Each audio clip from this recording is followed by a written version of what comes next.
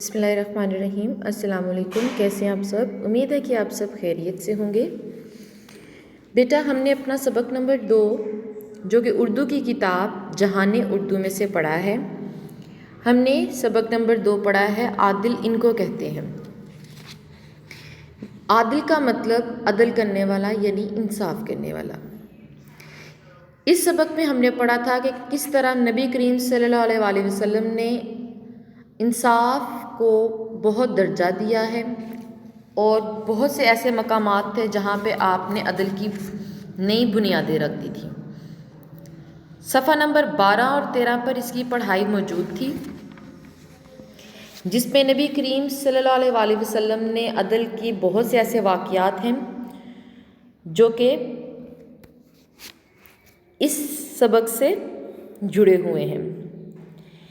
सफ़ा नंबर 13 के आखिर में एक वाक़या है जिसमें माल गनीमत जब आप वसल्लम तकसीम फरमा रहे थे तो उस वक़्त आप वसल्लम के गिर्द एक हजूम जमा था और उस वक़्त आपने हाथ में एक बहुत ही पतली सी लकड़ी पकड़ी हुई थी जो कि एक शख्स के मुंह पर जा लगी थी और उसे वहाँ पर ख़राश आ गई थी, यानी कि वो लाइन सी आ जाती है। आप वसल्लम ने देखा तो फरमाया, मुझसे बदला ले लो। वो शख्स हैरान होकर बोला, या रसूल अल्लाह, मैंने माफ़ कर दिया। इस तरह आप वसल्लम ने अपनी ज़ात के मुकाबले में भी अदल का रिश्ता कायम करके दिखाया। इसीलिए कहते हैं कि अगर किसी को आदिल यानी कि इंसाफ करने वाला और अदल दिखाना हो तो यानी कि इंसाफ दिखाना हो तो हज़रत मोहम्मद सल्लल्लाहु अलैहि वसल्लम की ज़ात मुबारका को देखे और उनकी सीरत का मुतालिया करे। फिर मैंने आपको इस सबक में बताया था कि सीरत निगारी क्या होती है। जब नबी करीम सल्लल्लाहु अलैहि वसल्लम की आदिल और अदल करने के वाक़यात ये बयान किए गए हैं तो ये उनकी सीरत निगारी में आती है। इसके बाद आपको अल्फाज मायनी, जुमले, इमला के अल्फाज करवाए गए थे। आज हमने अपना जो सबक पढ़ना है वो है आदिल इनको कहते हैं कि सवाल जवाब।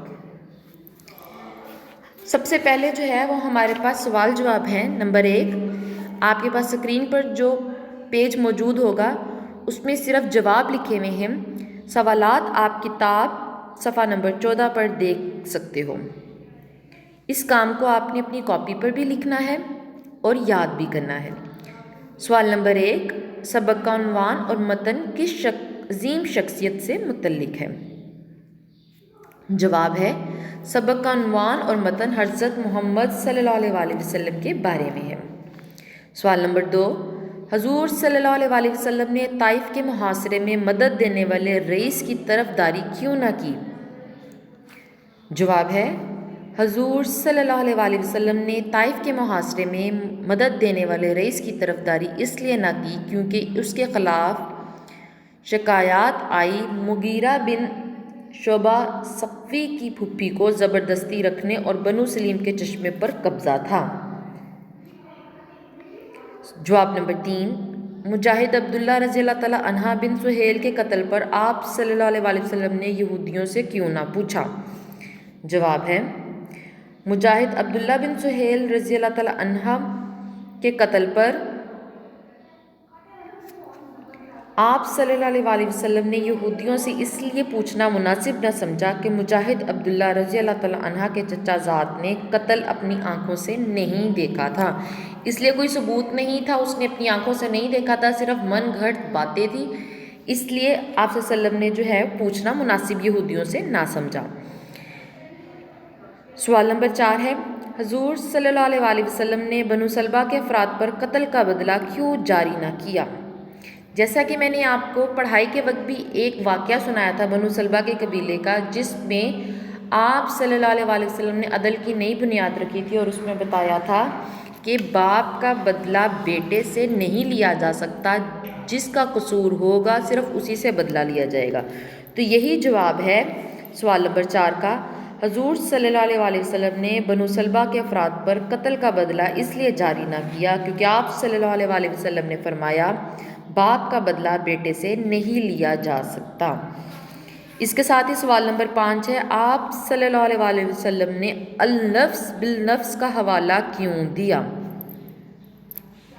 अल-नफ्स बिल-नफ्स का हवाला जो है, अल-नफ्स बिल-नफ्स का मुराद है जान के बदले जान। तो ये हवाला क्यों दिया गया था?